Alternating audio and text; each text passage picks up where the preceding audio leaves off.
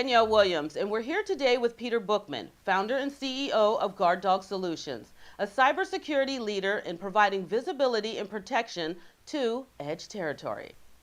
Now, in the news last week, several of the largest cybersecurity companies were called upon by the United States Congress to testify. They were called to testify due to the fact that America and really the rest of the world is not safe from cyber criminals. With the new normal, or just about everyone working remote, the hottest topic right now on everybody's mind is cybersecurity. So the question remains, why are we not all safe from cyber crime?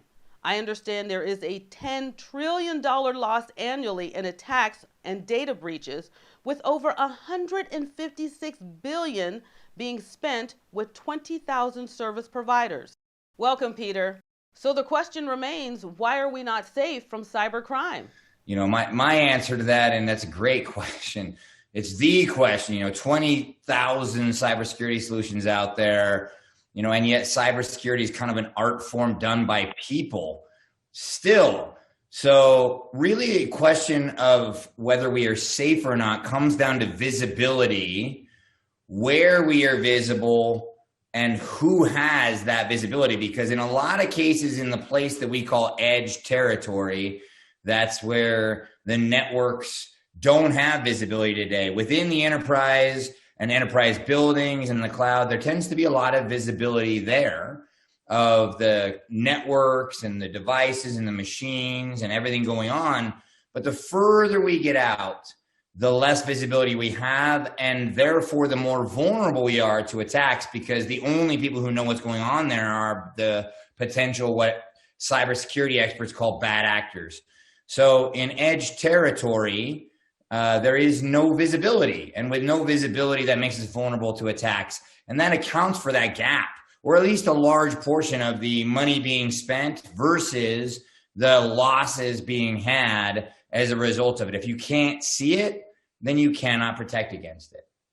There's a term out there that I've never heard before in cybersecurity, and I'm sure there's others like myself who have never heard it. Can you please explain for our viewers, what is edge territory?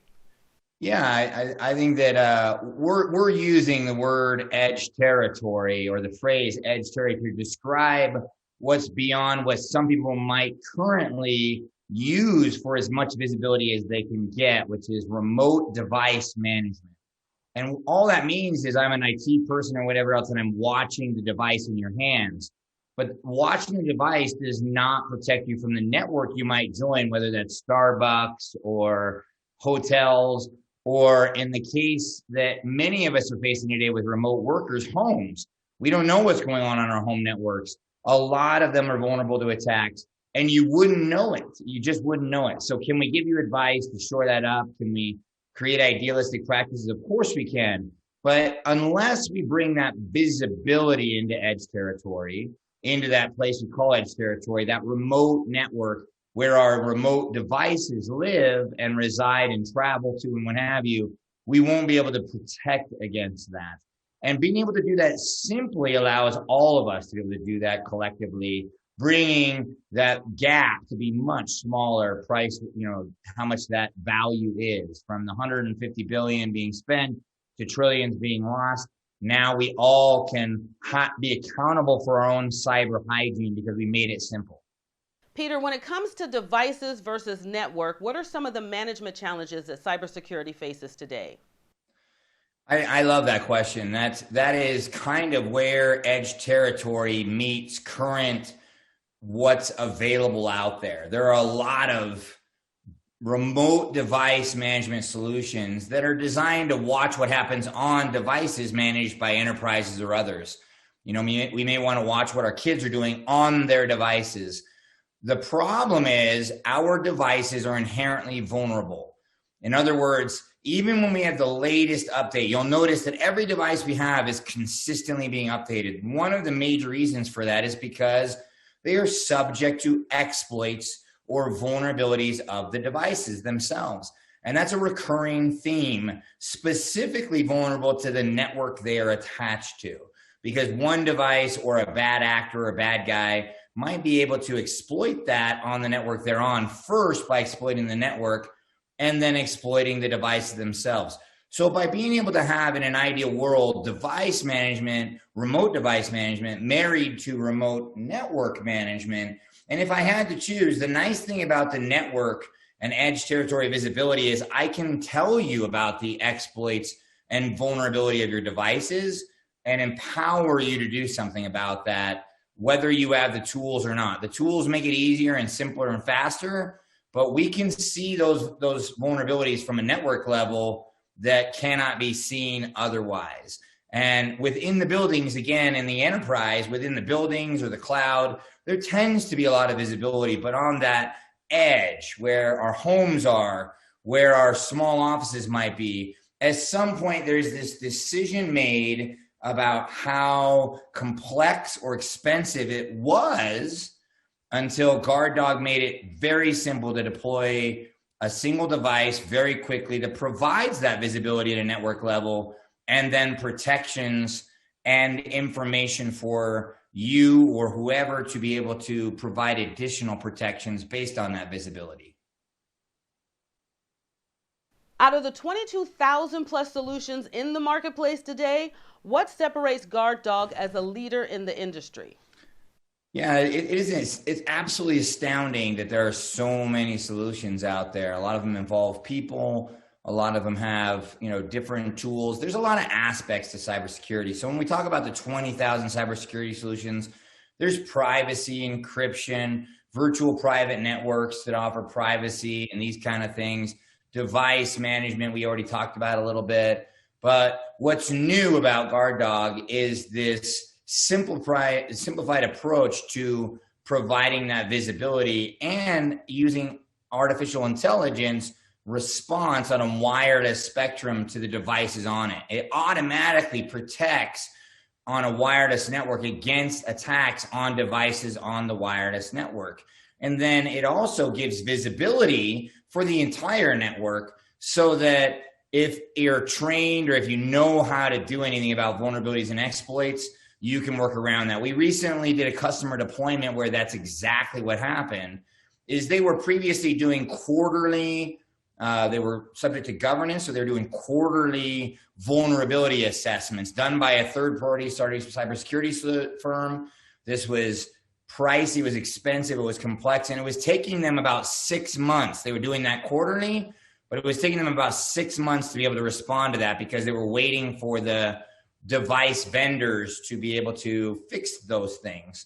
And using guardDog in 2 days' time, really a half a day of training, and then a day and a half of just being able to respond to those exploits and countermeasures using our tools, everything got simpler, everything became very easy to deal with, and they were astounded at how much safer, how much they were able to manage their own cyber hygiene. They previously were managing a single site and struggling with that, and they were now able to manage, they estimate 15 sites using these simplified cybersecurity tools that provide these visibility and protections on the wireless and visibility that they now can take action to create the cyber hygiene that we're all looking for. That makes it so our attack surface makes it difficult for the hacker or attacker to do anything that can harm, really. Peter, can you please explain how the device best serves other cybersecurity products? Yeah, we're really excited about how this is going to change and influence other solutions. To just begin with that device management, that's currently the most prolific technology used to keep us safe as we leave the walls of our buildings that are very protective and I can keep watch and what have you.